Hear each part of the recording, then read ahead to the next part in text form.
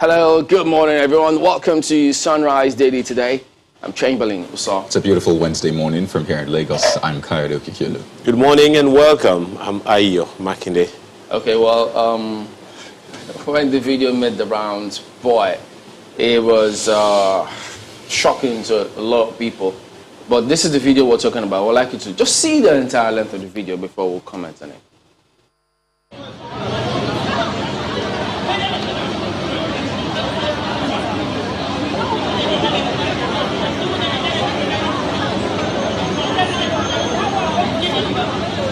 Oh God, you have lost the case. Your power will not save you.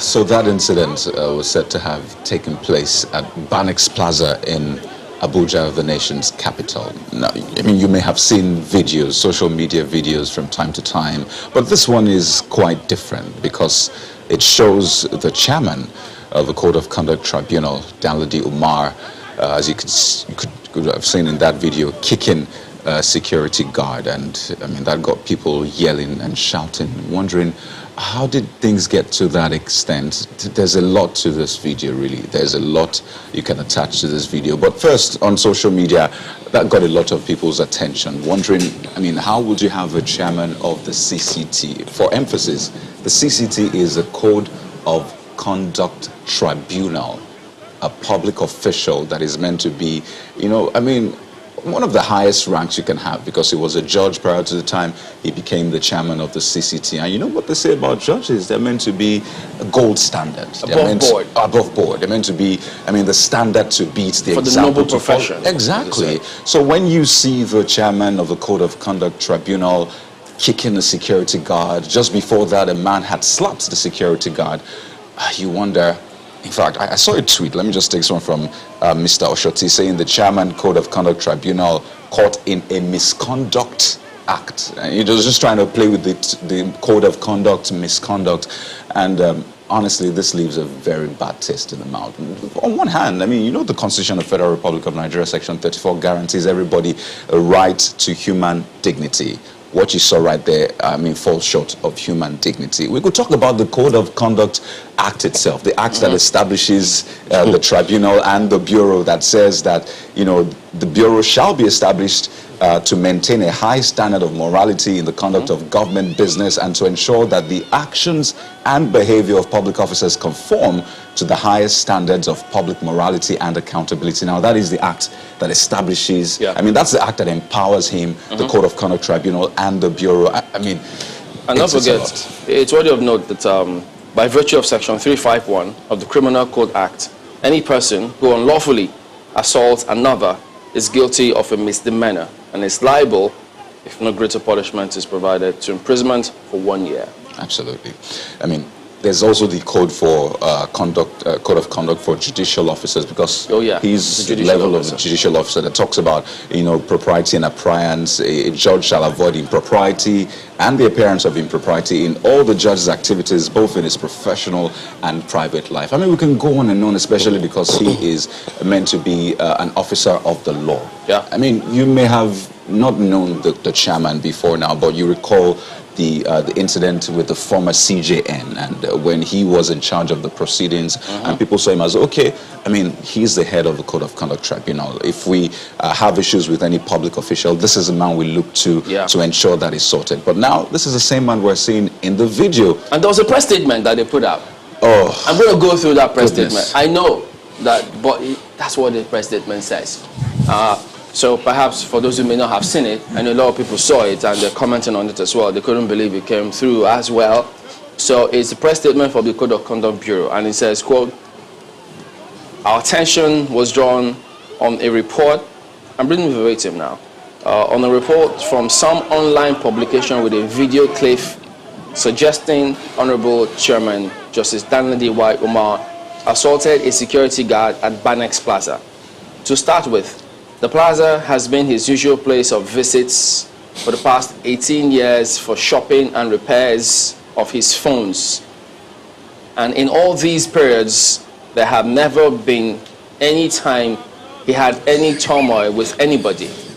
Unfortunately, yesterday's altercation started over a parking lot, parking P-A-C-K-I-N-G, with chairman, met vacant, and it was directly opposite a shop he want. I'm having a problem. But you have to have problems to read that, okay. Chamberlain. You have to have problems reading it. I'll try.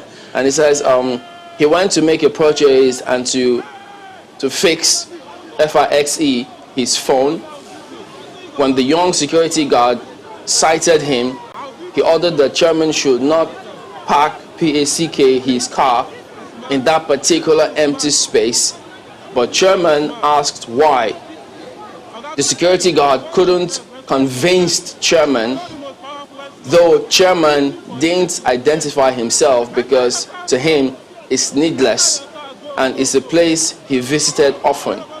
But the boy was RODE in his approach and threatened to deal with chairman if he refuses to leave the scene. If he refused, actually. You had to auto-correct that. Yeah, it's... Chamberlain, would you please save yourself? Yeah, it's tough. Who signed it? Let me go to the last paragraph. It says, an incident like this, when it happens, sympathy usually goes to the low personalities. Though it's unfortunate, as I said, it ought not to have happened. That's end of quote. Guys, that's how traumatic it is to read it. It was signed by Ibrahim Al-Hassan, Head Press and Public Relations, CCT Headquarters, Abuja, March 30th, 2021.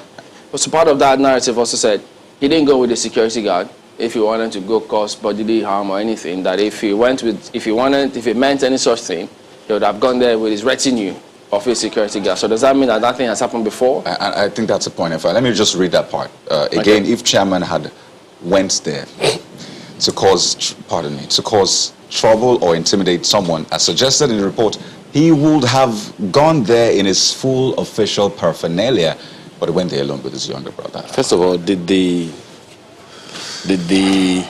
person who wrote this release see the video?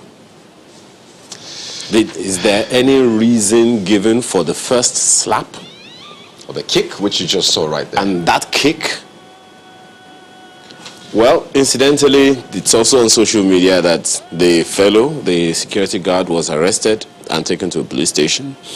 And after, of course, the chairman, I guess, also went to the police station.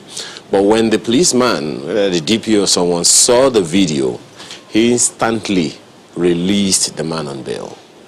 Now, I don't even know what to say right now, but I think, Markwa, you want to come in first.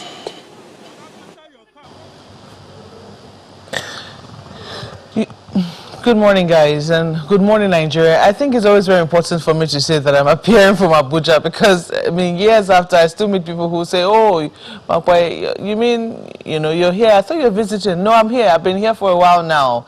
And one of the things I noted when I did come to Abuja is the fact that there seems to be no law and order here because everybody is a big man. You go to many areas of Abuja and, they'll nearly run over the traffic warden because, everybody is a big man, and poor traffic warden doesn't know who is where, and so behaves himself. And if he's giving directions and you don't want to obey, all well and good. The traffic warden might be there and there might be madness.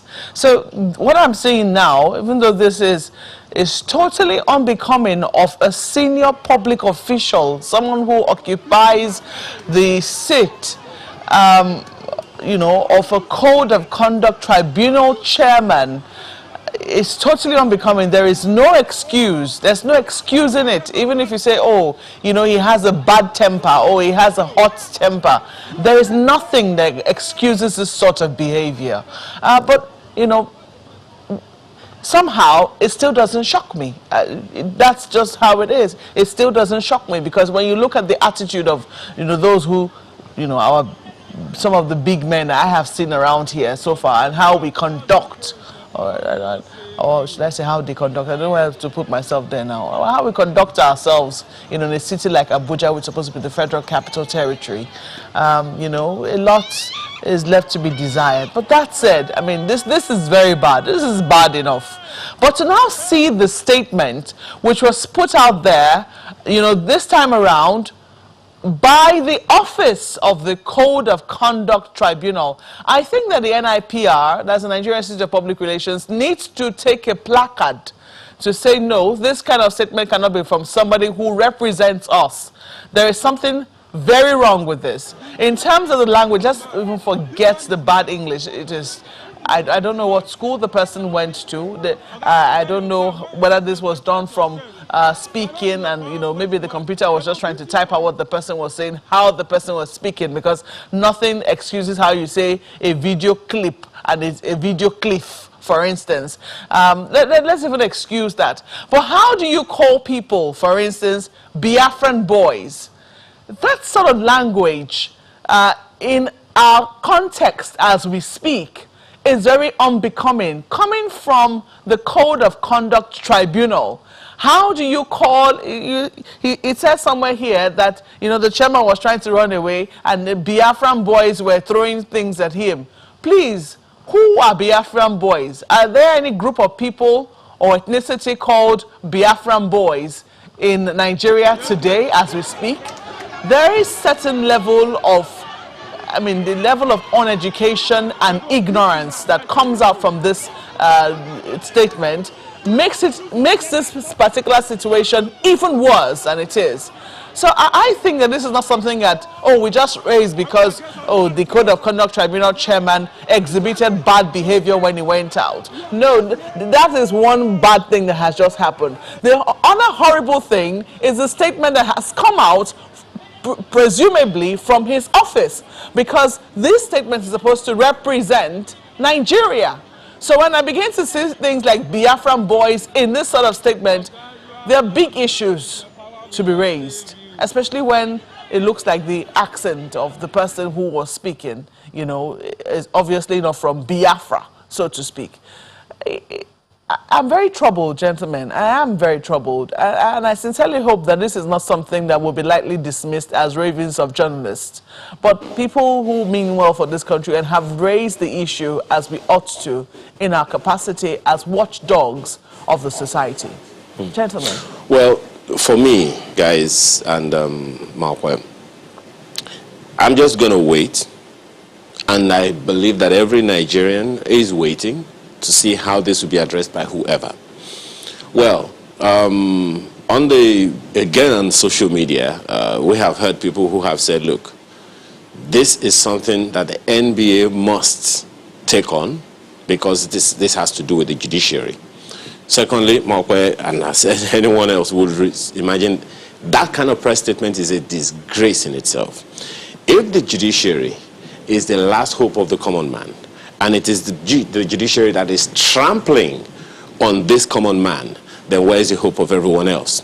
Now, I would expect, because one of the things that a hashtag that has begun, I don't know if it has begun to trend, Dan Ladi must resign. Now, is the federal government going to wink at this, or just going to say, maybe you should just take a back seat for a while, let's address this matter, because the word conduct is what plays out the most here for me. Actually, it's not the judiciary that is trampling on that common. It's that person.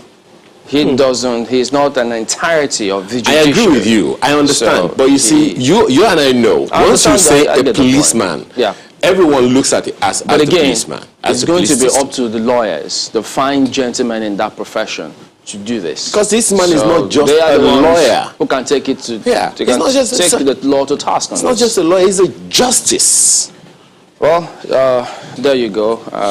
You hear what Marco said there in Abuja, the so-called big men, and the way we treat those officers who are on the road, who are supposed to be helping us keep the road sane, the way we treat them, I think across the country, so it's really horrible.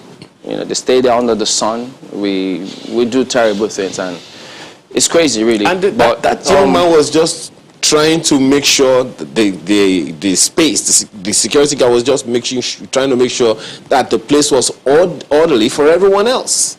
Well, so-called big man, I mean, if somebody gets an SUV in any part of the country, he can ram anybody out of the road because he's in a Jeep, and he can ram through the lights, the traffic lights, and he feels nobody can hold on to him, or the law cannot hold him to account because he feels, no, I know somebody somewhere, I just need to make a call, they'll let me go. Remember last month in Lagos, the official that they ran over his PAs, who almost died? Yeah.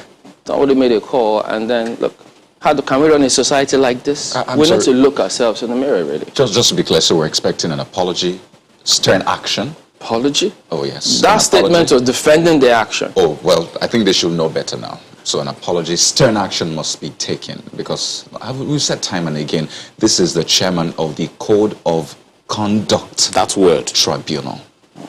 So that's the least to expect. On what grounds is he going to remain in that position? So that's why we say stern action must be taken. Wow, don't blame us if we extend the dailies this morning. But let's start off with Vanguard and see where we'll end. The Vanguard lays with, after meeting service chiefs as the theme, track, take out sponsors of kidnappers, bandits. That's ascribed to Buhari. And remember that this is a narrative that has been said several times. We have equally referenced it time and again how they told us that they were going to name sponsors of Boko Haram. I remember we had an argument afterwards saying, look, can the government actually name names without them saying, well, you're defaming me, so I have to... No, just only have to prove it. Well, now it says track, take out sponsors of kidnappers, bandits. Okay, let me see what the writer say, if we could shed some light. Says, government abhors criminals dictating the pace in fight against insecurity.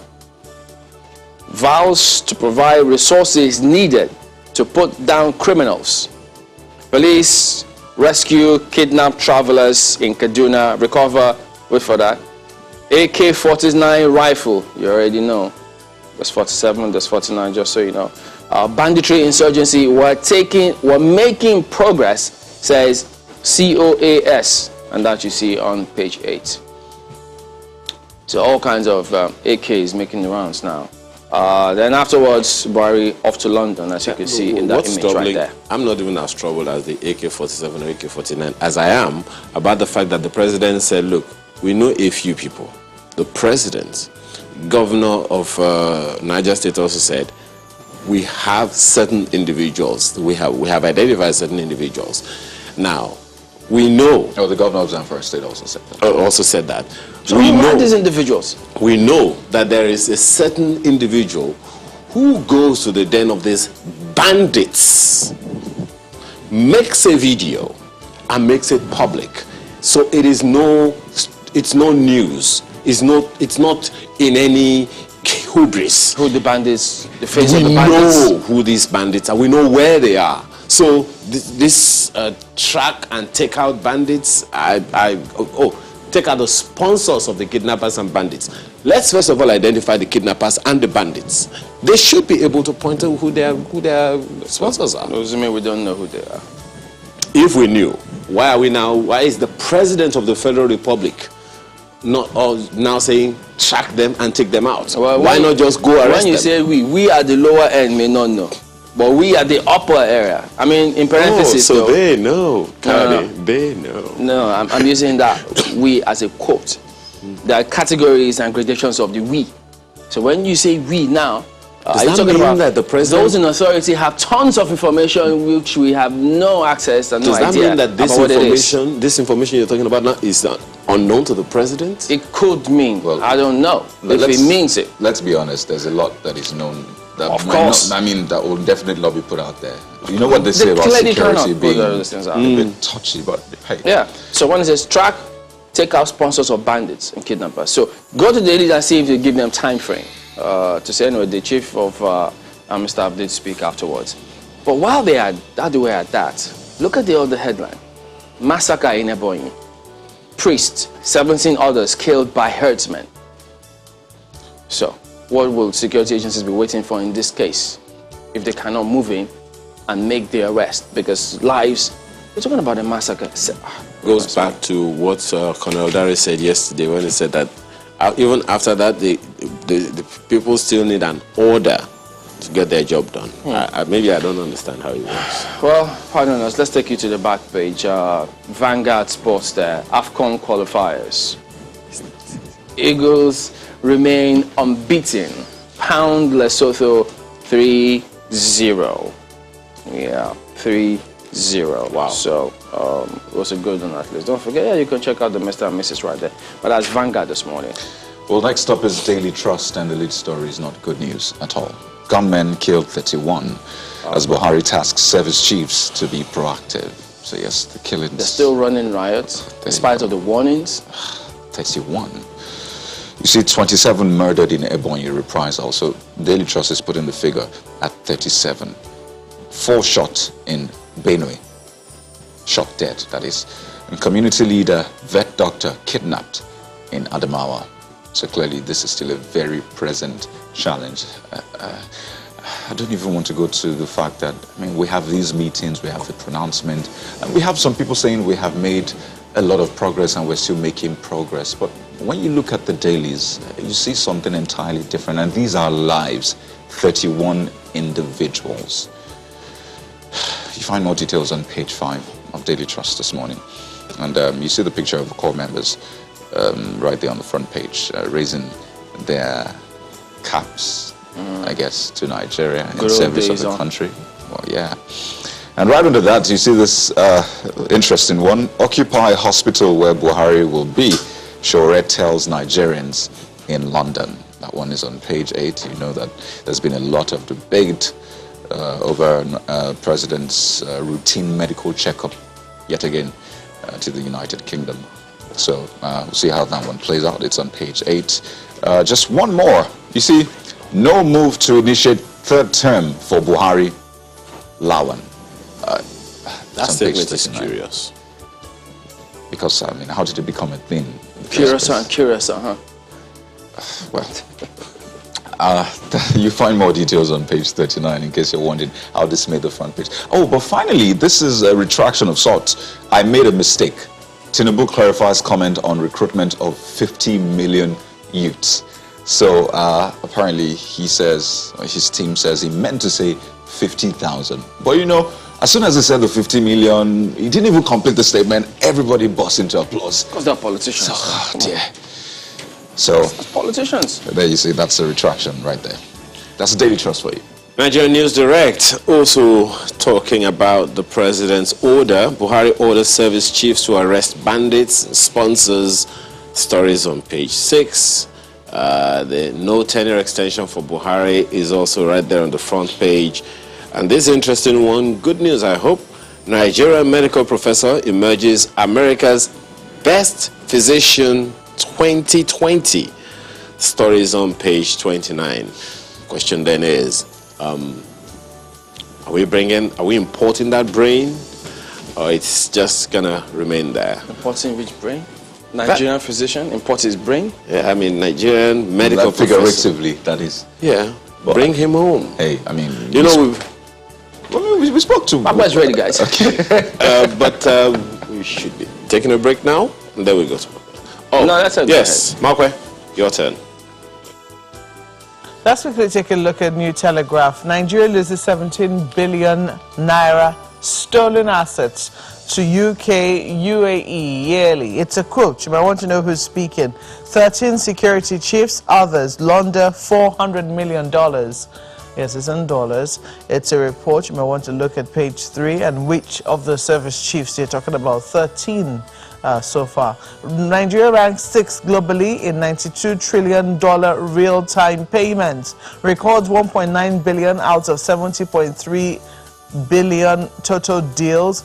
Card-related frauds rise. Yes, that's a problem. It's a page 4 read. And Buhari orders military crackdown on leaders of bandits, kidnappers. We're aware of plans to sabotage ban on mining in Zamfara, says NSA. But this is not the first time the ban was placed. What happened the first time? I don't know. Big questions. Page 4 is where you find details. Let's leave it there for New Telegraph. And if we quickly can do this, let's look at The Guardian for you now. Nigeria loses over 576 billion naira yearly to medical tourism.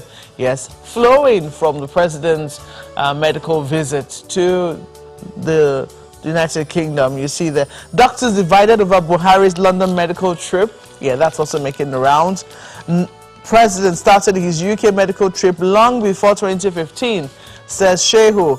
NARD decries arrears of unpaid salaries, blames mass exodus of doctors on poor remuneration, conditions of service.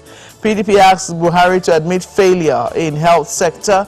Buhari's health tourism, a global disgrace, says Huriwa. It's on page 6 of the paper. Yeah, those stories are all tied for you around the headline. Nigeria loses over 576 billion naira yearly.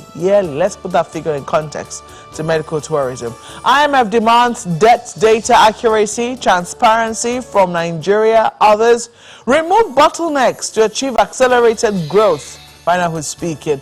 $200 billion 5-year spending required to step up response to COVID-19. That's also on the front page. Be ruthless with bandits, kidnappers, sponsors. Buhari orders service chiefs. And you also see here two stories very closely related. Herdsmen attack a Boeing community, kill 20, destroy property, others. The statement of the governor on his visit to that site was very telling. Page 7 also has this one: gunmen kill Catholic priest, 3 others in Benue. That's also there on the front page. For you, very disturbing news. Senate rejects government loans request. Demand details is a page 4 read for you. And let's see if we can look at leadership quickly. Outrage as tribunal chairman assaults security man at Abuja Mall. That's what the leadership newspapers has for you. So I think it's very interesting that the statement that was put out was not a denial that he was not the one, because I mean they could have said that even though it was obviously the one, but that's not what we have. You see it right there on the front page. Outrage as tribunal chairman assaults security man at Abuja Mall. Why I slapped him is a statement from Umar. Witnesses condemn action, seek justice. No one has reported to us. Guess who's speaking? The Nigerian police. Well, we're reporting now. I hope, police, that you'd have seen this on the front pages and the video making the rounds, and do something about it. Because some things do not need to come directly to you by the people who have been offended before the Nigerian police takes action. That's why you have investigation. Well, page 7 read is where you'll find it. Take house sponsors of banditry, kidnapping, PMB orders service chiefs. That's also there. Some people colluding with government officials to undermine national security. It's Mongono. And you find a number of other stories here. IMF projects 20% loss in per capita income for Nigeria. Others, will there be a silver lining somewhere? We don't know. Any other stories? Easter. Federal government declares Friday, Monday public holidays. Well, holidays coming. At least the children are on holiday right now. Let us see who else is getting holidays. But happy holidays in advance to those who will be getting it. Let's leave it there for leadership newspapers. Yeah, but I don't know what the police meant by that statement, because even the response from the CCT talked about before policemen from Maitama came over there. I mean, the video equally showed policemen who were right there.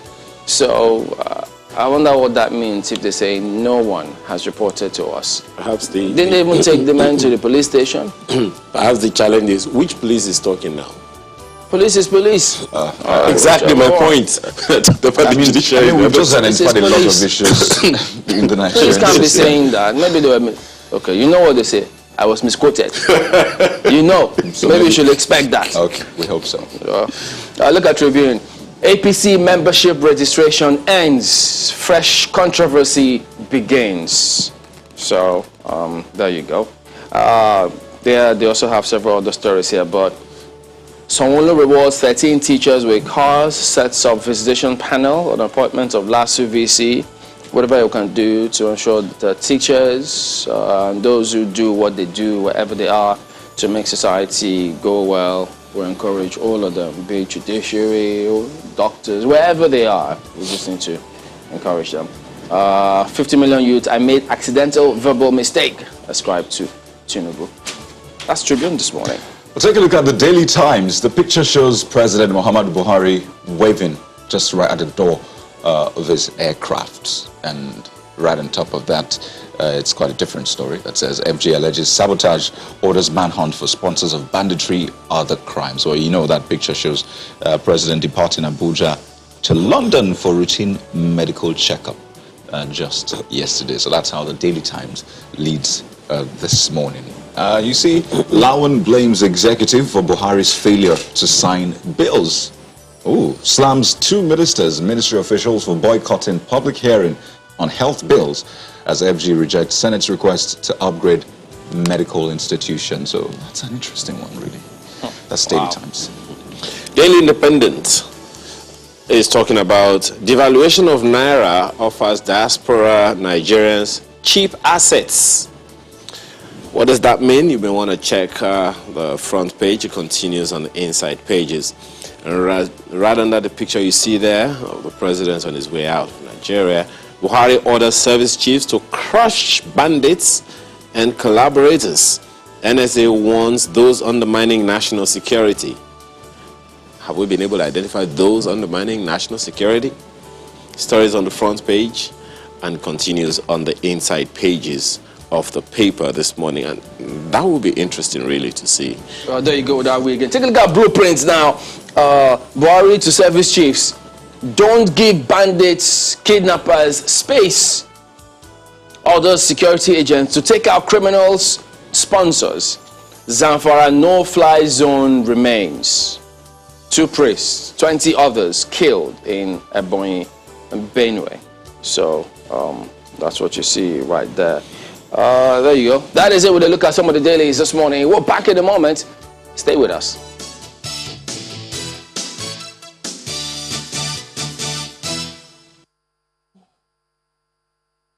Well, the first thing that my guest said is, I'll not be fighting now. Producer, these pictures of them that we put up, they didn't show them smiling at all. Maybe it's the issue at hand. Maybe it's because the issue at hand is serious enough. But we have with us this morning Dr. Uyilawa Okwahesuyi, who is the president of the Nigerian Association of Resident Doctors, NARD. You're welcome to Sunrise Daily this morning. Good morning, Mark. And we also have with us Honorable Tanko Yusuf Sununu, who is the Chairman, House Committee on Healthcare Services. Honorable, you're welcome to Sunrise Daily. Let's look at this big headline. I think The Guardian puts it in context for us this morning. Nigeria loses over 576 billion naira yearly to medical tourism. They have a number of riders there. Doctors divided over Buhari's London medical trip. The presidency is trying to justify why the president is traveling. Garba Shehu says the president started his UK medical trip long before 2015. NARD, of course, that's why you're here, decries arrears of unpaid salaries, blames mass exodus of doctors on poor remuneration, conditions of service. And of course, it gets political because the PDP is asking the president to say that he has failed in delivering health care to Nigerians. Let me start with you, Honorable. Would you agree first and foremost with that perspective? It's very difficult to dismiss the point of the opposition that the president has failed in that regard. Well, thank you very much for inviting us for this very important program, but not minding of being partisans. We must know president cannot just easily be blamed like that. We must blame ourselves generally. In the era of the PDP, the story was even worse or even the same. Either worse or even the same. So what we have is a continuous systemic degenerations that is affecting us as a nation. And I think the best is for us to leave politics apart and have a holistic view of problems at hand. Because the actors, we're trying to see how we can avert a nationwide strike. I'm telling you, the actors remain the same. That's why the actors during the PDP era, and they are also the actors as of today. So let's just remove the actors now. Would you admit that this is, what we currently have is a failure of our healthcare system? Let's remove the actors. No, definitely removing all this thing Yes. apart, you must know that there is no system as it is today that you say is as it's perfect. But you see, when you admit failure, I can't say that it's total failure because there are some areas that we have achieved. But so far, our progression has been very, very slow as compared to what we are expected to be and where we are supposed to be. And we can only get it right when we try to be holistic approach, as I said so. If you look at the funding, okay, it was in Nigeria during even that era of the PDP that we have gathered African countries. Please come to our country. Let's look at how we can approach it holistically and improve the healthcare of the whole African countries. And then it came up with a resolution that we can only achieve that by devoting 15% of our consolidated revenue fund. The Abuja Declaration. Abuja Declaration. Since then, when it was done up till now, we are nowhere near that. And those countries that have gone closer to 15%, around 13%, Republic of Congo and the rest, they have so far gone far. And what we are facing now as a challenge is no more theirs. You understand? So generally, we must look at it holistically. And it's only when we remove the bipartisan approach that we can have the feeling. Yeah, that's why I said remove the actors. Yes. When we have a situation whereby the president of the country is leaving the country for medical... This is not the first time this is causing controversy. Is leaving the country for medical treatment. What has made this even more marked is the fact that, you know, our own doctors, the resident doctors, are about to go on strike. And then you have the president leaving the country. It does not look very good, does it? It's not very good PR, so to speak. Well, let us agree with ourselves. There are issues that are presidentially related, and there are issues that are not directly presidentially related. For example, the current reasons that we are going on strike has nothing to do with the president. It has something to do with we as a doctor. Forget me now, remove me as a politician or as this thing. It has a reason as we as a doctor, that doctors that we have refused to come together and put our house to order. What was the reason and why did I say so? I was a former Secretary General of Nigerian Medical Association.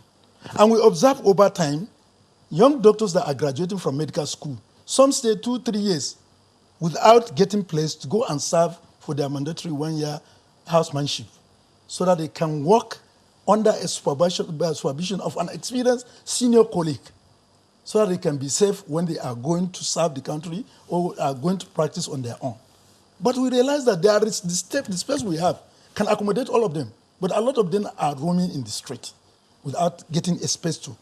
That's then 2016-2018 regime, which I served as Secretary General.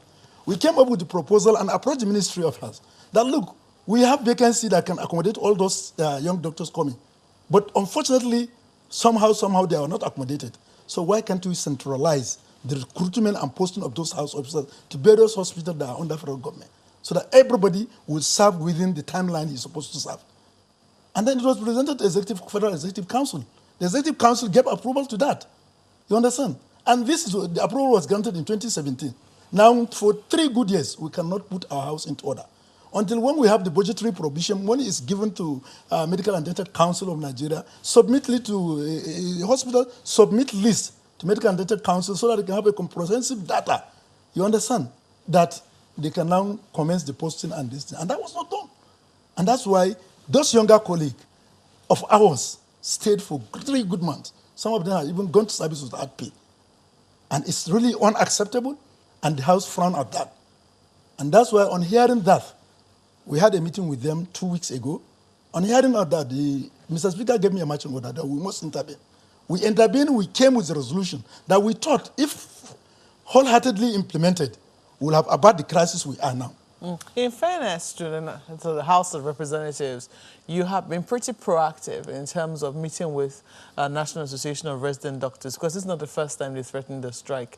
And so let me come to our friend here. Why are you going on strike again? I mean, throughout last year, it would seem that the acts, your association held up very strongly the acts of strike, you know, and kept on saying, will go on strike. Not to dismiss the reasons, because, I mean, when the issues were tabled, a lot of Nigerians could understand what your fears were. COVID-19 had just broken out, and hazard allowance were not being, in fact, they were not even being agreed to be paid in the first instance, and they had to take some intervention. But it would seem that you have gotten the goodwill of a lot of Nigerians. Why are you going on strike again? For what reason? Thank you, Malkba.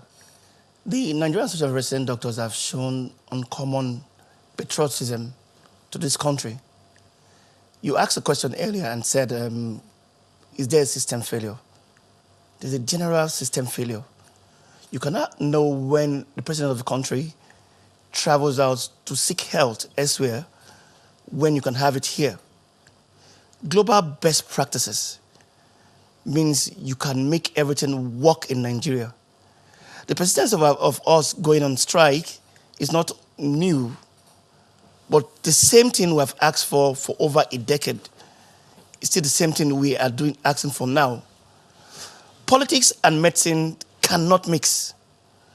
When you become a politician and now tend to be on the other side and promise things you cannot accept to. I'll give examples. Hazard allowance, as you said earlier, is pegged for 5,000 naira for all Nigerians, for all health workers. When a politician gets 1.2 million naira as what? Hardship allowance. Most nurses, doctors, and all health workers that work in the health institution go home, get infected with HIV, Lassa fever, COVID-19. As it stands, 17 of our resident doctors have died. And we say you pay 5,000 naira as hazard allowance. It's funny, if you ask me. I'll give you another example. Death in service insurance that is due all members that we have lost since more than 5 years. We met with a couple of doctors, through politicians, and we were told that the families of those we have loved, we paid something to at least help them with the loved ones. As it stands, for over a year, we are still doing paper processes. I say one Nigeria. As it stands, even the national hospital here in Abuja cannot say they have a functional MRI. They are doing private partnership with other institutions. National hospital. Where is any health and basic health and functioning in Nigeria? You can't call for UCH, you can't call for National Hospital. In all geographical zones, nothing is working. So why won't our president travel? We should come back to our senses to ask ourselves, where do we put health? It's a system failure, and I wish our politicians and our government stands up to their responsibilities for Nigerians. Well, tell us now, I mean, what has informed this particular strike action or this threat to go on strike again? The National Executive Council held a meeting on the 25th of January to take a look at back to all the mottos we agreed on that we signed with the government a year back. And we started with the basic things. First, PPEs. I do agree that the government have tried in that term and they have provided PPEs for doctors. I can also agree that, fine, the vaccines are working for frontline workers. That's true. Hazard allowance again. You cannot agree to pay 5,000 naira. It was increased, wasn't it? It was not increased. For the past 10 years, if my senior colleague will agree, hazard allowance for all health workers has remained 5,000 naira. It was raised up as an issue of debate. The government thought they have done us a favor by giving us COVID-19 allowance, which they only paid for 3 months. And they think all health workers should be grateful for them paying COVID-19 allowance for 3 months. It's quite a shame when we sit down in our up chambers and tell us that, okay, we are doing doctors a favor. Nigerian Association of Resident Doctors have been patriotic. Health workers have been patriotic to Nigeria. So there was a differentiation. I mean, when that matter came up, the solution that was now proposed was that there will be a COVID-19 allowance. And then after COVID-19, went on for 3 months, they decided, okay, we'll revert back to the regular hazard allowance. That's government for you. paid COVID-19 allowance for 3 months and stopped totally. And they'll tell us that, okay, we now come and negotiate. We're still negotiating for over 9 months. That is a system failure. That's a new hazard allowance, right? Yes. Okay. I'm taking on the issues of, you know, is that the main issue right That's now? one. The hazard allowance. Two, you can't imagine when the interns have not been paid for 4 months. That's a system failure. Interns that work, they have parents, have their own loved ones to feed. You don't pay them for 4 months. It's not acceptable. Are there other ways? I mean, because by now, I would have thought that there are some channels that you would have established in the process, especially throughout last year, in the process of, you know, constant negotiations, whereby whenever it is you have any issue, especially when they're serious as to bordering on non-payment of salaries, for instance, that you could explore rather than going on strike? Nice question. I must, at this stage, commend the Honorable Speaker of the House, Baja Amela, and my senior colleague here, Dr. Tanko Sununu. They have been of tremendous help to us as residents. And I can also commend them, the Minister of Labour, Ngege. They have done parts in trying to help curb the strikes. So where is the brick wall? The brick wall is fulfilling their memorandum of understanding. You go have meetings with them, and we put pen to paper, and nothing is still fulfilled. What we are saying now is not new. It has been there for over 10 years. You come, make the same negotiations with them, we'll all be happy, avert a strike, and we'll come back to the same issue all over again. I'll give you an example. With the help of our senior colleague here and the Honorable Speaker, we're able to be paid the resident training fund, medical resident training fund. You are paying medical resident training fund to residents, and you're not putting in cognizance that there's a bench fee. A bench fee is paid when supernumeraries go to places for training, work there, do services there, and you are made to bear the burden of paying 250,000 naira to 400,000 naira for doing a work that you are supposed to do anywhere in the world. It is wrong. People are going for exams, made to pay a certain amount of money, and you are putting more burden on them. That apart, the debt in service insurance. In all places in the world, every health worker needs to be insured because nobody knows the certainties of what the hazards we face. I'll give you an example.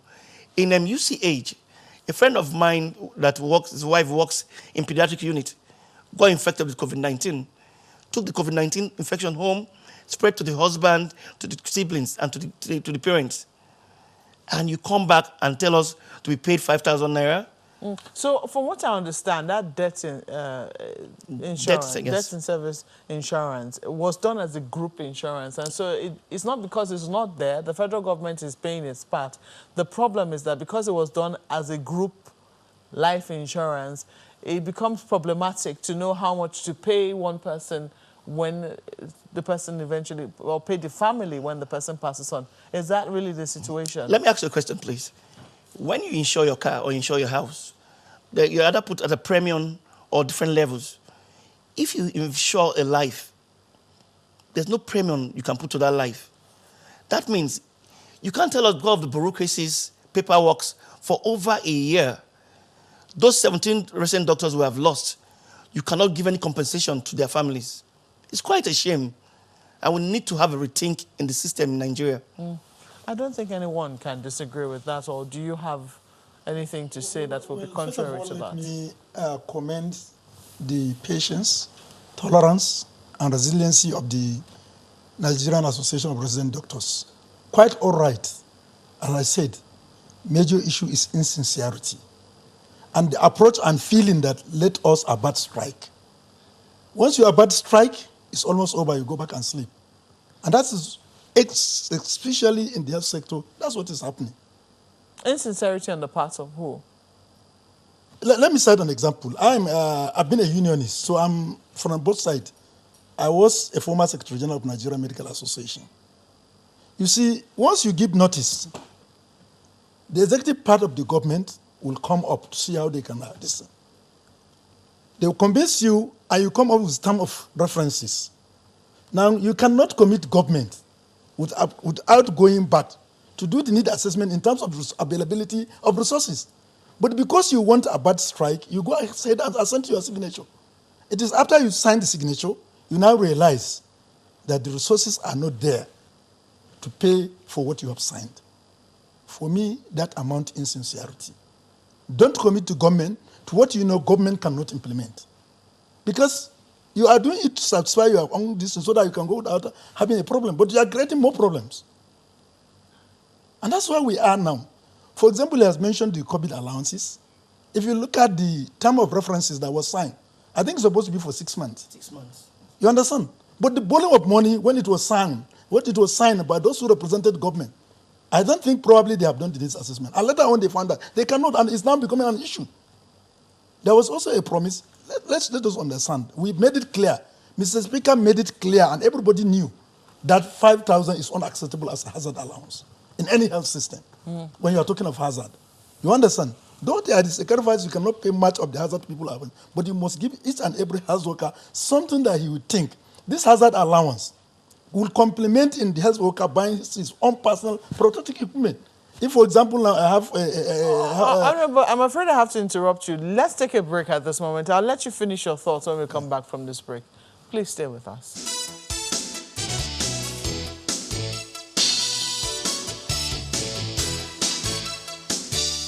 Well, I still have with us in the studio Dr. Ilawa Suyi. I hope I'm pronouncing that right. Who's the President Nigerian Association of Resident Doctors, Honorable Tanko Yusuf Sununu, who is also a medical doctor as well, and Chairman House Committee on Healthcare Services.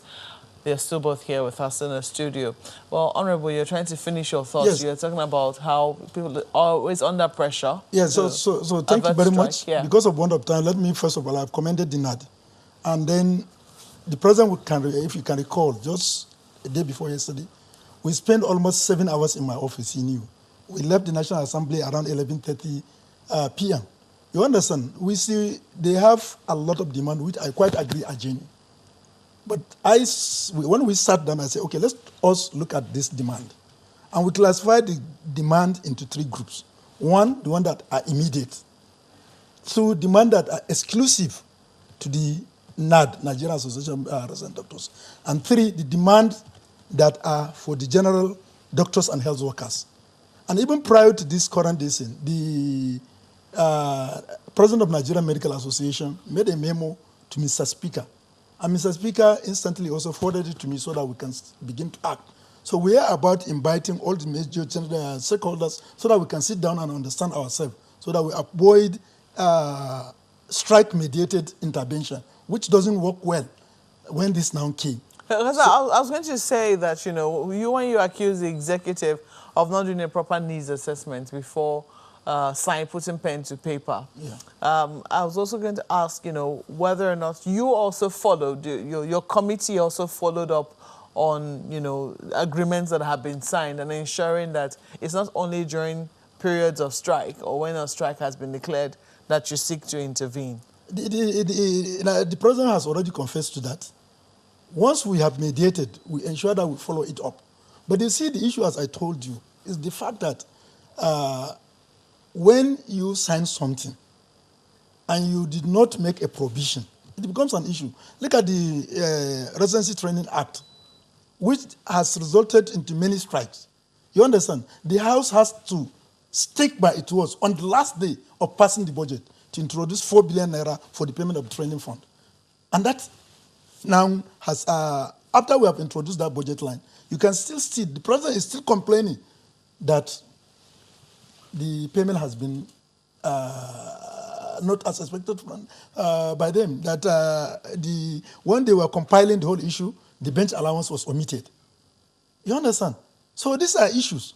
So, and it's part of the demand they forwarded, and we are looking how we can now go and sit down to them. Not only NAD, we have also Joint Health Sector Union. They've also forwarded their demand to our committee, and we're working to see how we can, through Mr. Speaker, we are working to see how we can address those issues. And that's why I said what we needed most is holistic approach. And then holistic approach back with sincerity.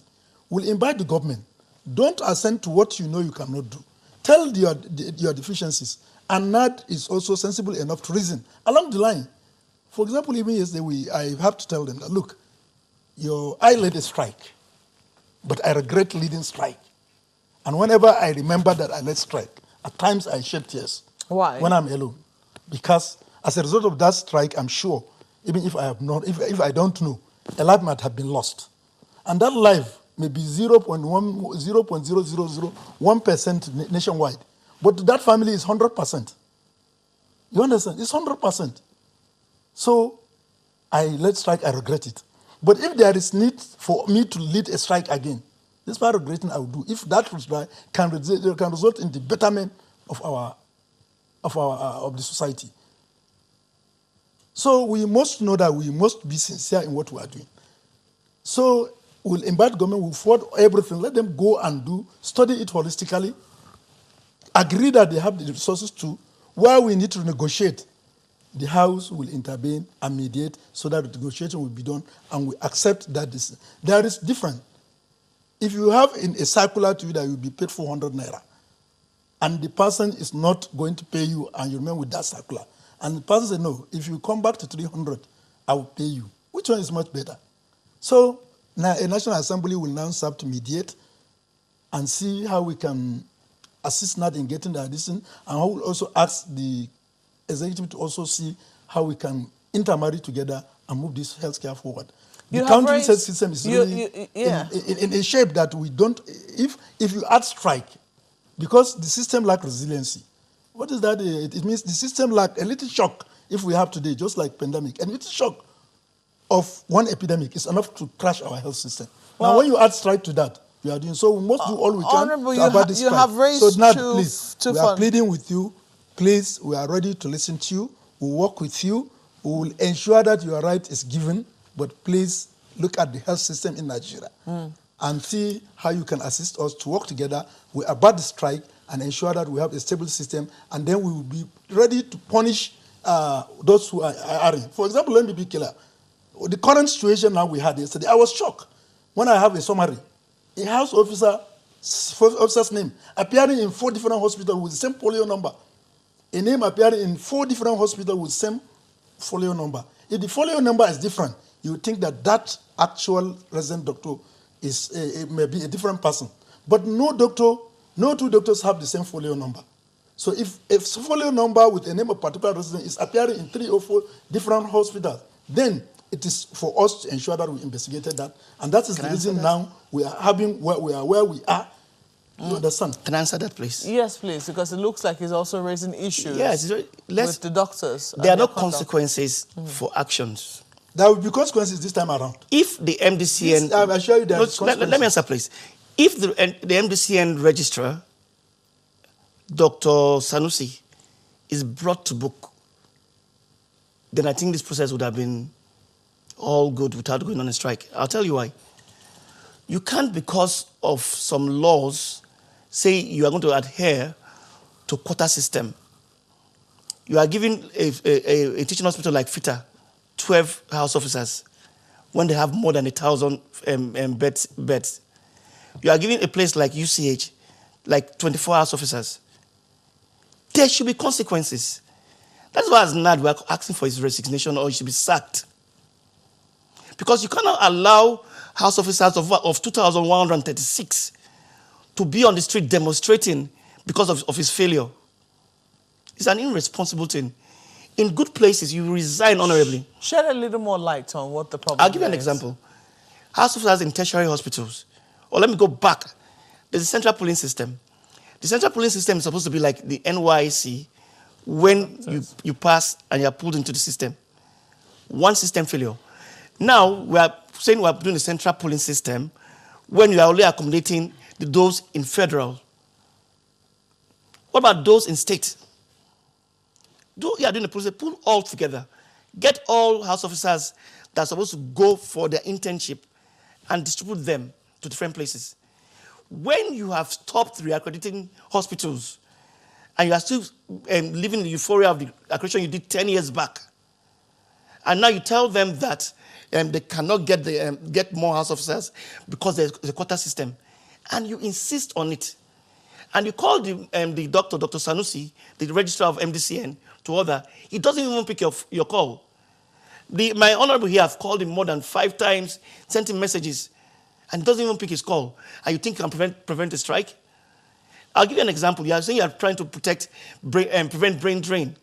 There are doctors under the gift mix platform that have not been paid 4 months as it stands, and they have families. That is why we insist we must have a total and indefinite strike. Well, I think it will serve as a measure to government to be responsible enough, and that will have consequences. You know, 2 issues that Honorable has raised, even though one of them he is very, very careful not to use the word failure. But only recently, the SGF, the Secretary to the Government of the Federation, who is also the chairman of the COVID-19, Presidential COVID-19 Task Force, you know, made a tour of some hospitals around the country. And he admitted on camera. He admitted that they did not know. He admitted that in infrastructural decay. Indeed, which is a part of the system. Failure. I mean, I didn't say just our a moment. system is perfect. It is the first thing that hits you when you go to, you know, Nigerian medical facilities. Quite true. He said they knew it was Quite bad. True. I said I cannot say. But they didn't know it was that bad. Okay. And that's what our doctors are left to work with on a daily basis. That's the environment they have to operate in. But let's leave that on the one side. You see, why I said I cannot use that. I'm a medical doctor. Yes. I know the kind of situation we are. And I know the higher ceiling interventions that our members are doing, even though they are not being celebrated. So, Honorable, let's do that. Many hospitals I'll let you respond to it. The second issue which you have raised is the issue of strike as a weapon. You say you have led strike actions before, you regret it, but that if you have to do it again, if you know that it's going to guarantee that you will do it again, but you do regret going, and it's an issue that has come up before, as to whether or not we should allow our medical personnel go on strike, because you have raised a very big issue. We should not allow them to go on strike. That's how we're working. So, Doctor, I want to ask you, how do we balance this? Because whether or not we like it, you say it to serve as a message to the government. Yeah. Some people say, sadly, it is not the government that feels the brunt. Okay. Let me tell you one thing. No, not you now. This is for him. It's not the government that feels the brunt. We have a situation whereby the president just left for his medical treatment in the UK. The people who will feel the brunt are the people who are left here. For their sake, would you consider shelving the strike or finding alternative methods to press home your point? Thank you very much. If we must get it right, we must get it right. The president is able to afford better health care outside because he can afford it. The average Nigerians cannot even afford 3 square meals. So when can we get it right? Nigerian resident doctors have been patriotic in every way in service delivery.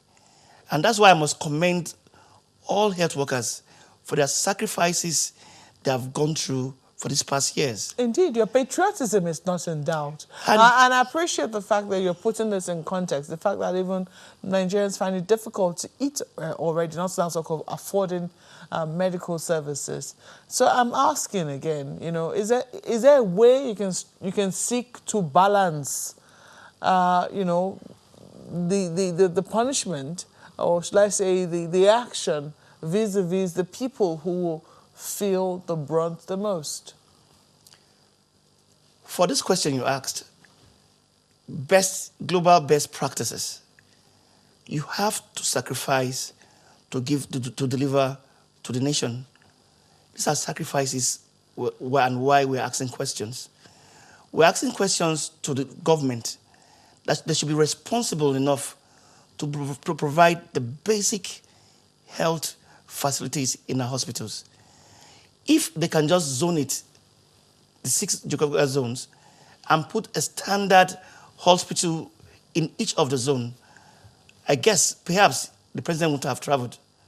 We should believe more in the system. Doctors and health workers all over the world appreciate Nigeria for what they're training and what they can deliver to people. Why don't government deem it fit to make incentives available to doctors, to nurses, to pharmacists, to lab scientists, to make them stay in Nigeria? Give them housing and loans. Give them loans that can better their lives and encourage them to stay in the system. We understand that recently, I think the Nigeria Governors Forum was concerned enough about that brain drain in the medical sector, and they were going to have a meeting. I don't know what I was with the NMA now. It was the association. Yeah, aware. we were called to come for a meeting on the 25th of February. Up till now, there's no measure about that. Brain drains. If you talk about brain drains, most nations scavenge on Nigeria. Let me get this straight. You were invited for a meeting on the 25th of February by the Nigeria Governors Forum. Yeah, no, by the Ministry of Labour. Ministry of Labour. And for certain reasons, the meeting was postponed to a date in the future, which I'm still waiting for to hear. About brain drain. About brain drain. No, I think we need to put some correction. What we currently have now is not brain drain. What do we have? We have brainstorm. And I made it clear. What's the difference? You see, what's the brainstorm? Because we are we have gone to the worst limit. You see, we must understand the politics of health in the world. COVID-19 came, ravaged whole system in Nigeria, in the whole world. So many doctors and healthcare services deliverers in the Western world died, and in Asia, through COVID-19. So the vacancy is there open.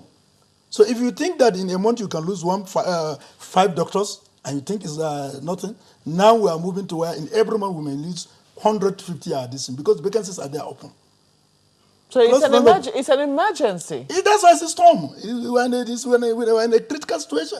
We must do it. Otherwise, we'll see, just overnight we wake up, everything will collapse. Just in my state, there are very, very few doctors. One of the best surgeons we have, one of the best doctors, who is also my immediate past chairman of NMA, Nigerian Medical Association, KB State, was just in Abuja. He just called me, "Honorable, how are you? Please, I'm with my family, I'm going to Saudi." And he has gone. And many of them are going. So something needs to be done. And the only way we can do it, I keep on saying, is honesty and sincerity.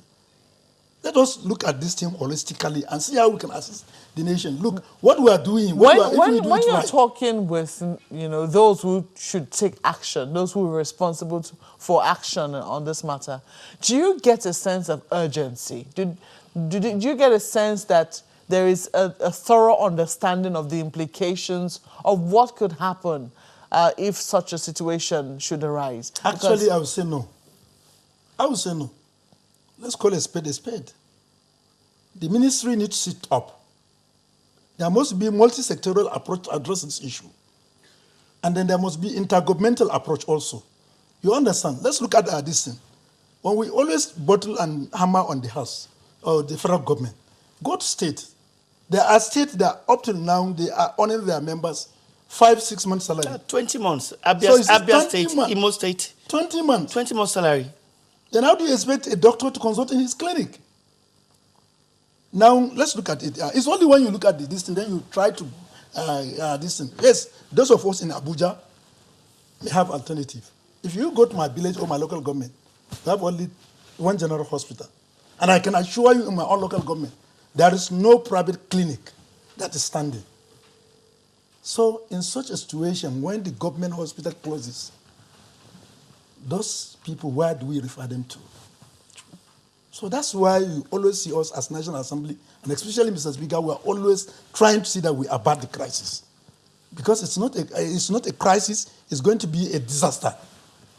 You understand? Because people keep on dying. Okay, look at the whole system. 70% of our healthcare is out of pocket spending. It means you must put your pocket and buy what you are going to listen.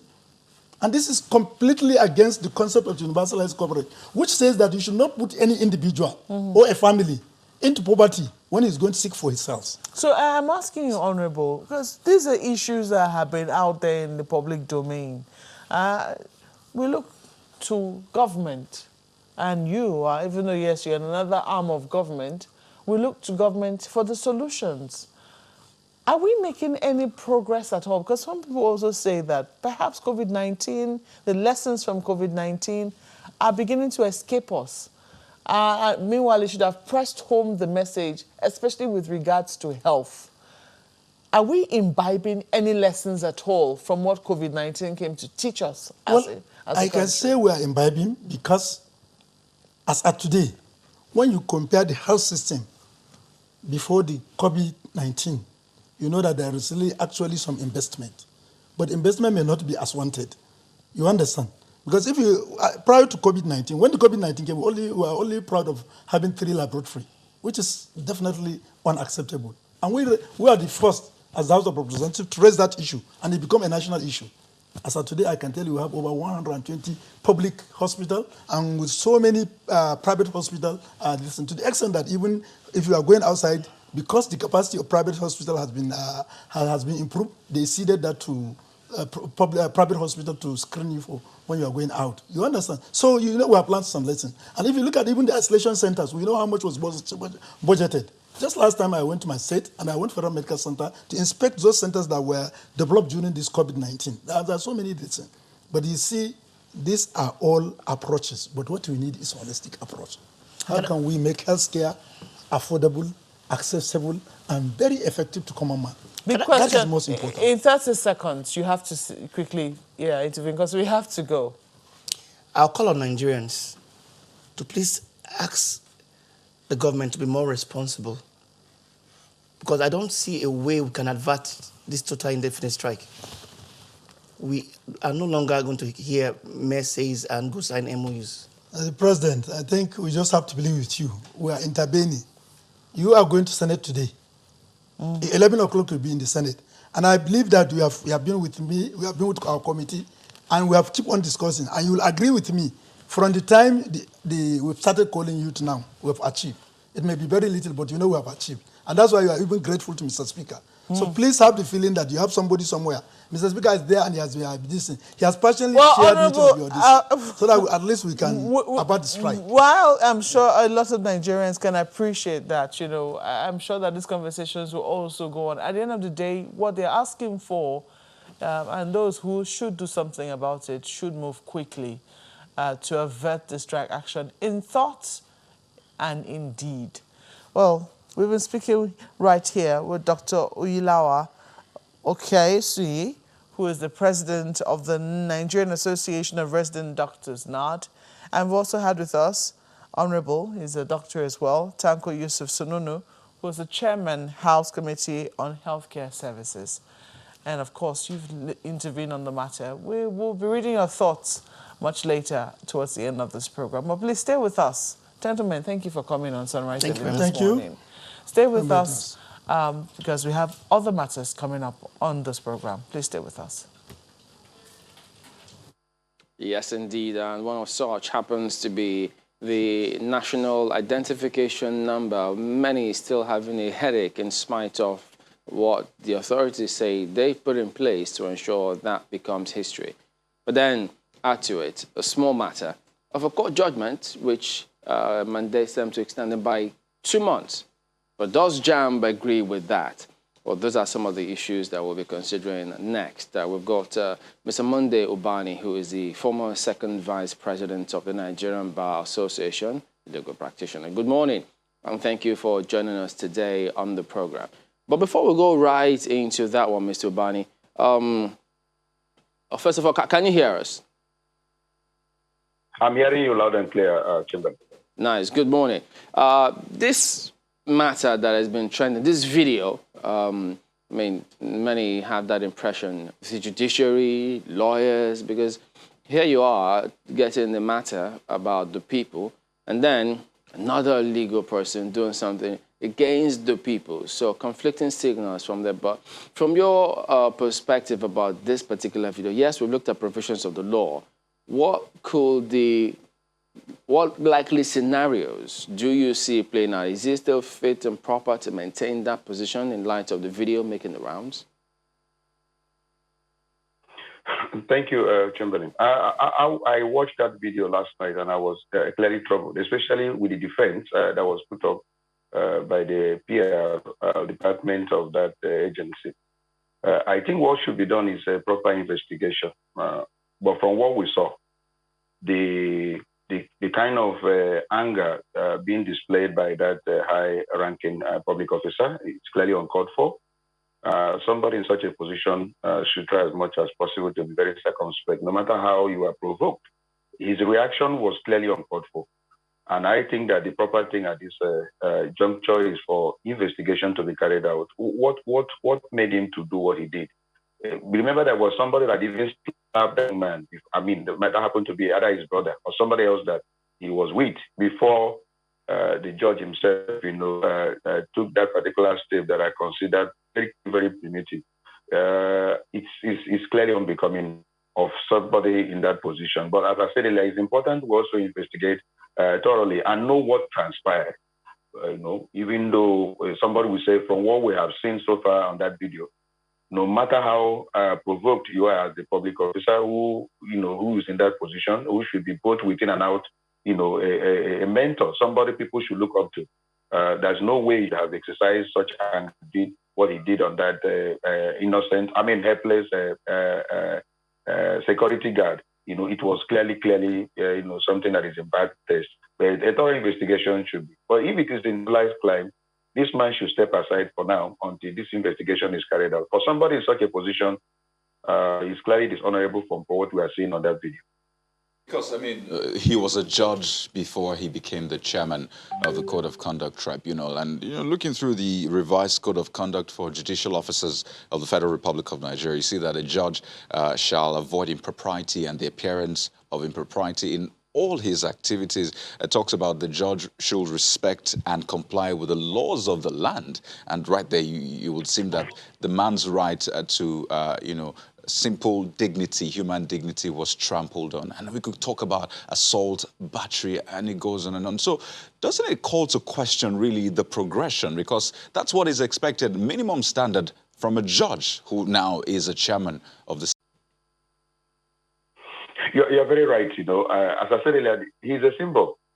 Whether he's presiding over a case in court or outside the court, he remains a symbol of dignity, a symbol of respect, a symbol, of whatever is virtuous. But what we are seeing on that video is clearly not virtuous at all.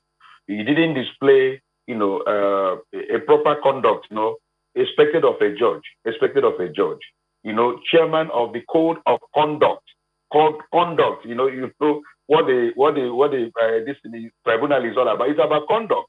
Now, can that conduct that we're seeing on video be expected of a judge? Is it a proper display of a conduct of a person in such a high position? I don't think so. But it is also important we carry out an investigation. Let's give him the opportunity of a hearing. It's important that we took note of what he has, his department, his agency has put out there, of what happened, calling Biafra, calling all manner of persons now that actually, assaulted him. That is his own version. But from what we are seeing in this video, he actually was clearly okay, wrong. Musubani. But it is important we do a thorough investigation. We'll come back to the subject matter, which has to do with the NIN, but I think they've said it several times that over 60% of those in prison custody today are awaiting trial mates. They haven't had the opportunity of fair hearing yet. We're back in a moment. Stay with us.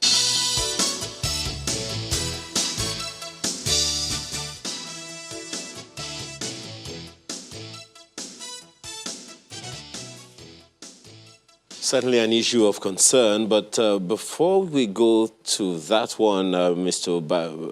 Bani, I just want to ask, you're a former official of the NBA, and there are those clamoring and saying, this is something the NBA should take on. Do you think it is something the NBA would want to take on, this issue with the CCT chairman? I think so. It's important that the NBA comes up with a statement, regarding what we saw on that video. To me, it's not in the best interest of the legal profession if a judge would display such unwarranted anger in public. The eyes of the members of the public is clearly unbecoming. I think the president of the bar expects him to share a statement with regards to that. And I think that one of the things the president of the bar would say is that there must be a thorough investigation as to what transpired yesterday at that particular plaza. Is it true, that it was that or assaulted that young man in that video? And if he did, what could have provoked him to the level of display of such unwarranted anger? I'm sure those people didn't know that he's a judge.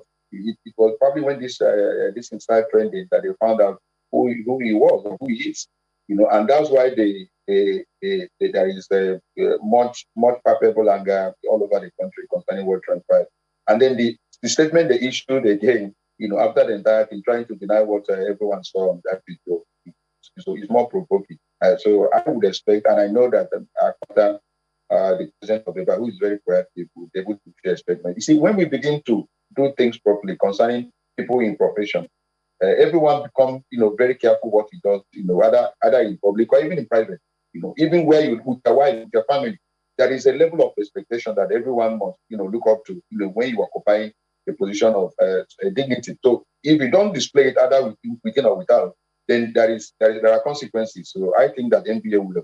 I am not happy that a member of the bench, of that high regard, will conduct himself in such a manner. And also, he's heading conduct, tribunal. He's the one in charge of conduct of tribunal. Well, still, just one moment, Mr. Bani. Just one moment. Still talking about conduct and the profession, one would expect that, of course, the Judicial Commission would also be interested. What's the process?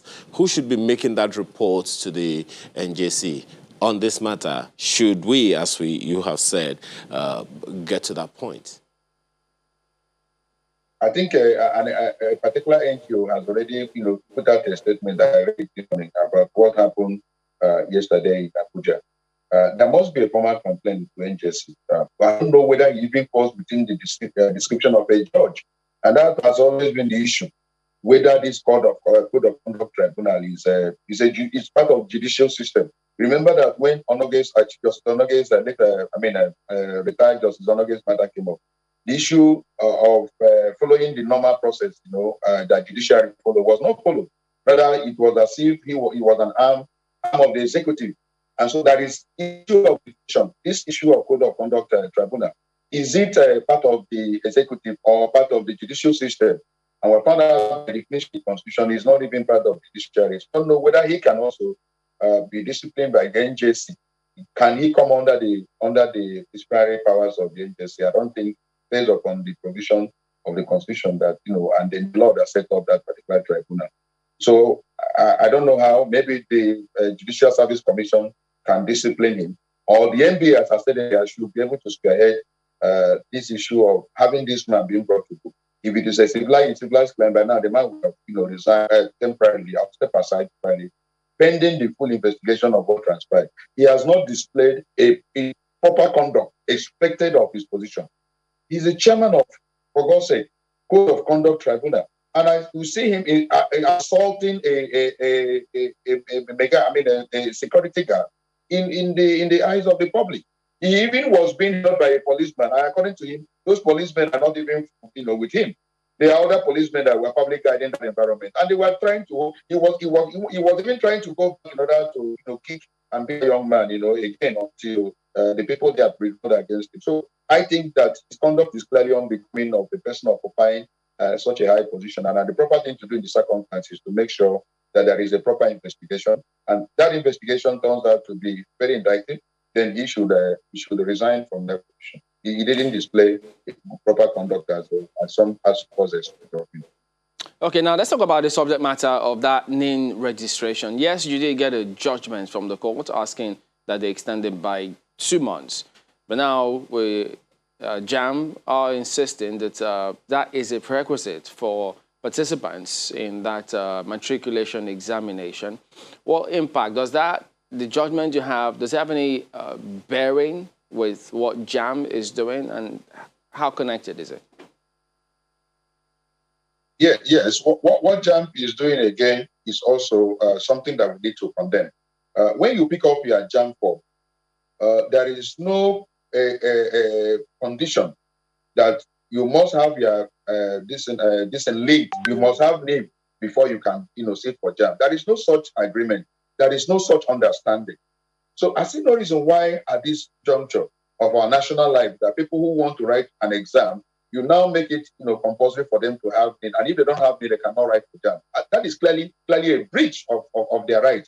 And I'm saying that if there is any particular JAMB candidate that is being threatened by such an order from JAMB registrar, you should be able to make a move quickly so that we can have this matter traced out by the judicial system. I have gotten an order. And then that order is very profound. There are many things that the court said. The court said that the ultimatum given last December, 2 weeks of ultimatum for our numbers to be deactivated, was a clear violation of my right to freedom of expression. Said it, the court said it. It was also a clear violation of my right to own my property. The court said it's clearly a violation. It's a threat to my ownership of property as prescribed in the Constitution. It's also that it's a clear violation of my right to life. Oh, you need to read that judgment. It's a very comprehensive judgment. I've sent it, to all the media houses. You need to read that judgment. The judge was so bold enough to make such profound statement and profound pronouncement that will stand the test of time. And so it is clearly a violation of one's right for you to be asked to do certain things that you were not even aware when you were registering your SIM card. When we were registering our SIM card, we have this understanding with the the network providers that you have to provide some of the biometrics. You did. You provided all the information they needed. There was no time somebody told you that later in the day that you don't have SIM, then that number will be deactivated. All of a sudden, you now made such a pronouncement and then given an ultimatum. And I said that ultimatum is clearly unnecessary. In as much as all of us, I agree, that we should have our identification as a citizen of the Federal Republic of Nigeria. Why must I undergo such a harrowing experience? Why must I be punished? Why must I face stress in order for me to get that done? And then why must you even ask me to go and breach the protocol, which you have already set up, because of the COVID-19 pandemic all over the country? You're asking me now to go and cluster in a crowd of people that may be, carriers of that disease and then endanger my life, all in the bid for me to get a identification number. Is clearly uncalled for and something that I think that the government have to do a rethink, and change their mind and do the proper thing. So is the court asking that your rights should not be violated for the next 2 months? Yes, that's what the court said. The court said, now in the light of the fact that I have said that the ultimatum will actually work untold hardship to my person and millions of Nigerians who are not yet linked to NIN, that particular right should not be violated. That issue of ownership of property should not be violated. Freedom of expression should not be violated. So my life to live exist should not also I get that. be violated. So I'm trying to ask. So after 2 months, what next? Now I have written a letter, and that letter I have addressed that letter to the Attorney General, and I have copied the minister, I have copied the NCC, I have copied all the service providers, that they must look at this particular issue of registration with NIMC. That it is important we extend the deadline. We must extend it to up to a year, because that is what I actually asked for. I asked for a year from the court. But the court said maybe 2 months was sufficient, but I don't think it's also sufficient. As long as these people have not diversified this registration process and then putting everyone to cluster in one location, and then endangering their lives, contrary to even the protocol that the government itself has established, that they should do this in, case by case basis. Look at it. How many have actually registered after the deadline? Are you satisfied that this is the proper thing to do to remove people from expressing themselves, for taking away their property, from even endangering their life? Is it proper? Can't you be reasonable enough in your government policy to extend the deadline up to maybe a year or one and a half years, so that people can, and then diversify the process? Because it's also not only, extending the deadline, but you must also diversify that process and make sure that many Nigerians come into the net or having the name numbers.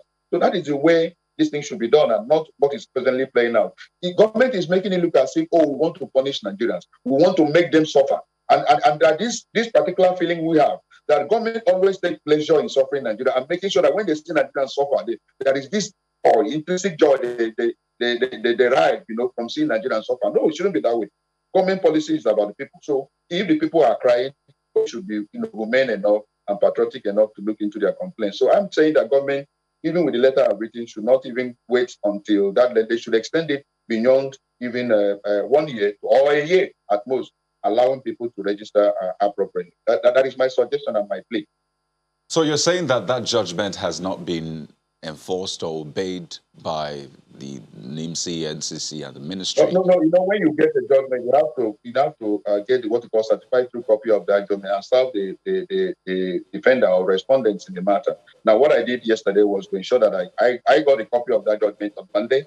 So I now wrote official letter to the Attorney General, who happens to be the Chief Legal Officer of the Federation, in order to advise the other respondents to ensure that there is full compliance with the judgment of the court. And I know that this government will never disobey that. It will be very dangerous for them to ignore that judgment. So I would expect the minister before 9th of or 6th of April, which is the time they extended it this into, they should be able to make another pronouncement that in the light of this judgment of the court that they are further extending this added to a year. That is what I asked them to do, or to the timeline that the court itself has actually pronounced. So this 2 months extension should start ideally after the previous extension that was given elapses, right? I did that should be, but the judge himself in the pronouncement she made said that the timeline starts from 23rd of March when she delivered her judgment, and not from the 6th of April. I would have expected her to say from that time when they have extended it to, that should be the timeline. But she said from 23rd of March, meaning that the decision should end sometime in May. But in my letter that I have written openly to the Attorney General, I have also sent it letter to Abuja, that they should actually consider extending this time, not even of 2 months now, but at least 1 year, to allow Nigerians to be registered. They should not see us, suffer, and they should not derive any joy in seeing Nigerians suffer. If you see what you guys report every day about people who undergo the process, to register, it's clearly harrowing. It's not something that anyone should should be happy about. People are really complaining.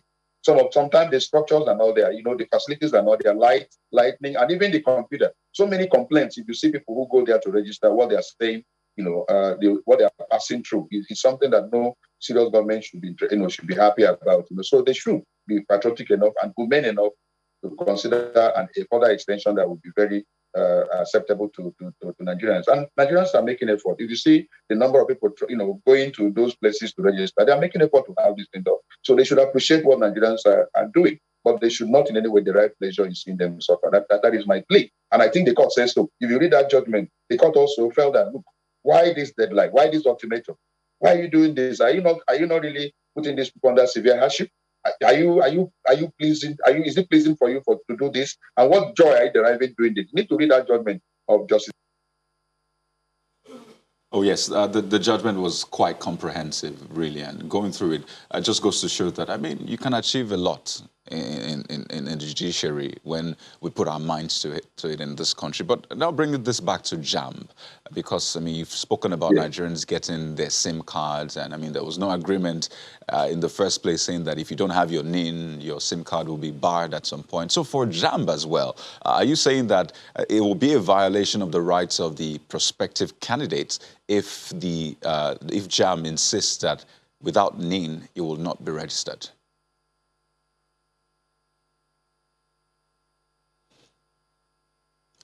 Mr. Obani, are you still there with us? Okay.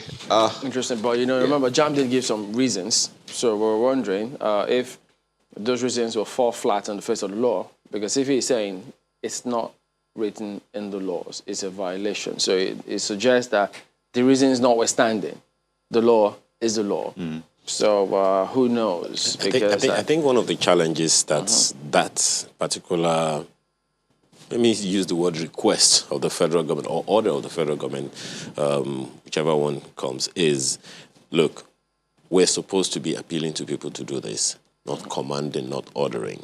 And I think that's what really is the problem here. So I don't know, you want to ask Mr. I think we have Mr. Obani back. So I was asking if JAMB insists that without a NIN you will not be registered, will it also be a violation of rights just with the SIM card? Is this the same here?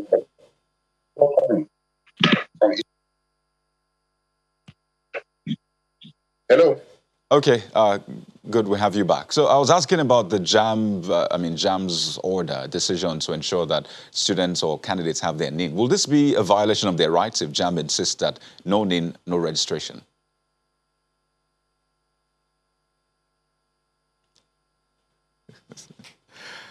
Oh dear. Okay, Mr. Obani, can you unmute your microphone so we can hear you?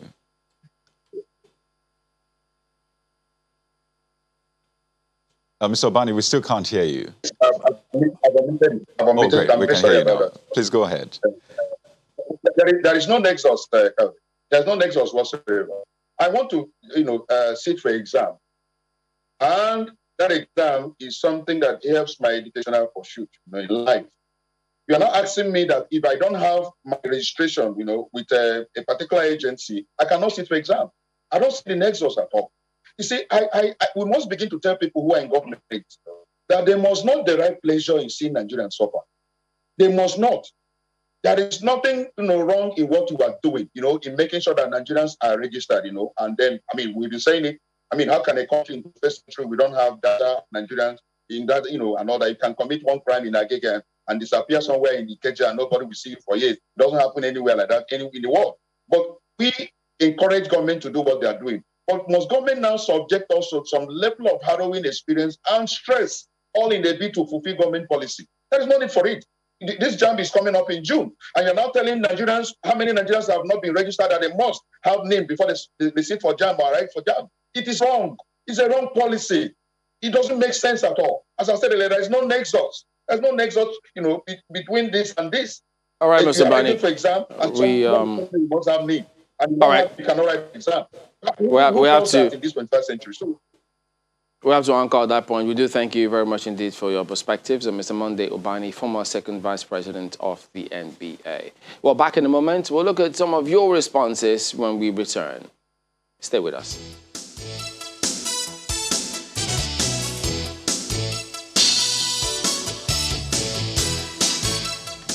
All right, let's go. Okay, your messages begins with this one by Henry. Impending resident doctor strike, that's the first one. All parties, Federal Ministry of Health, FMO, LE, and... That's Labor and Employment. Accountant General, National Assembly, the unions go to sleep after signing MOU to avert strike. No monitoring of agreed terms and processes till the next strike. Leadership and governance must remain the strongest pillar of the health system. See what Henry did there. Try to maximize the characters you can use on a tweet. Nice. Anyway, this next one is from Dr. Pemosas, and it's on Nigeria's health sector, saying we need to fundamentally rethink the healthcare sector and the healthcare delivery system in Nigeria. Institutional gaps militating against efficiency and effectiveness. Okay, well then another one coming through from Sylvester. Say the Nigerian government should be more responsible. Honestly, it's a shame that the president of the nation is out there in the UK and the National Hospital and the Aso Rock Clinic is in shambles. Markway? And if Godwin has this one talking about the code of conduct chairman and the Banex Plaza incident, says the ugly incidents from the COC Bureau chairman is quite disturbing, disgraceful, and truly unbecoming of public officers and politicians. The mini-god status of politicians must be stopped. The case of the senator that slapped a lady at a supermarket is dead, in quote. Well, I know that case was prosecuted, and I think he was asked to pay a fine.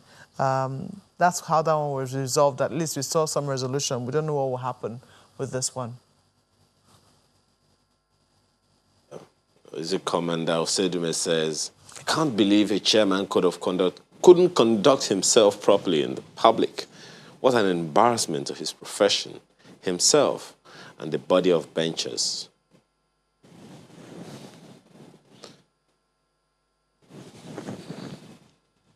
Okay, we have more actually, and this one is also about that video that we've all seen, saying there is no excuse for the behavior of the CCT chair. He should be prosecuted to the full extent of the law. Imagine if the reverse is the case, the security guard kicking the CCT chair. For Nigeria to be better, we must address inequality. Okay, well, we've got this next one coming through from Virat.